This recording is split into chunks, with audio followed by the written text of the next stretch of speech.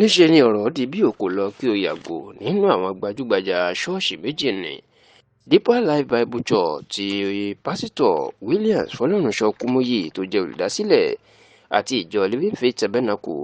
tí ọ̀pọ̀ èèyàn mọ̀ sí Winners tí Bishop David Oyedepo tó jẹ́ olùdásílẹ̀ nígbà tí àwọn olùwọ́de tó ń tako ìnira ibi àti ọ̀wọ́n gógó tó gba Nàìjíríà tó ya wọ àwọn ṣọ́ọ̀ṣì àwọn gbajúmọ̀ pásítọ̀ méjèèjì náà tó sì jí dúkìá kó lọ tí wọ́n tó ba ṣọ́ọ̀ṣì wọn jẹ́. ẹ̀rọ tí wípé lọ́jọ́ àkọ́kọ́ nínú oṣù kẹjọ tá a wà yìí ìyẹn ọjọ́bọ̀ tọ́ọ̀sì ọ̀sẹ̀ tó kọjá ó mà ní àwọn ọ̀dọ́ lórílẹ̀‐èdè yìí ni wọ́n bẹ̀rẹ̀ ìwọ́de wọn káàkiri Nàìjíríà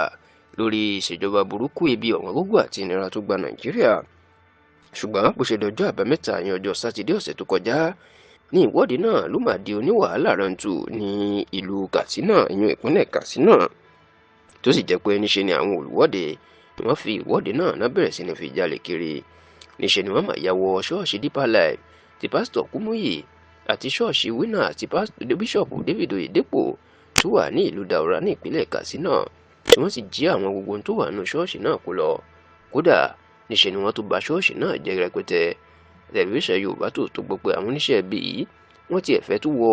ṣọ́ọ̀ṣì Anglican kan tó wà nítòsí àwọn ṣọ́ọ̀ṣì méjì sáfọ́ yìí ṣùgbọ́n nítorí pé wọ́n ní géètì onírin tí wọ́n ṣe síbẹ̀ kò lè jẹ́ kí wọ́n wọlé ni wọ́n ṣe débẹ̀. nígbà tó ń sọ̀rọ̀ pásítọ̀ tó ń ṣàkóso ẹ̀kọ́ àjọ Bishop Oyedepo tọ́fọ́nà ní ìlú Daura ìyẹn pásítọ̀ Emmanuel Mika Yakusa ó jẹ́ kó di mọ̀ pé ìṣẹ̀lẹ̀ náà bà àwọn nínú jẹ́ nítorí pé ilé Olúwa ni àwọn olùwọ́de náà fọ́ tí wọ́n ti bẹ̀rù tó sì ní àwọn ti fi ọ̀rọ̀ ọ̀hún àwọn ti fi tó àwọn ọlọ́pàá létí. ọ̀pọ̀ àwọn ọmọ Nàìjíríà ló ń bu ẹnu àtẹ́ lu àwọn olùwọ́de náà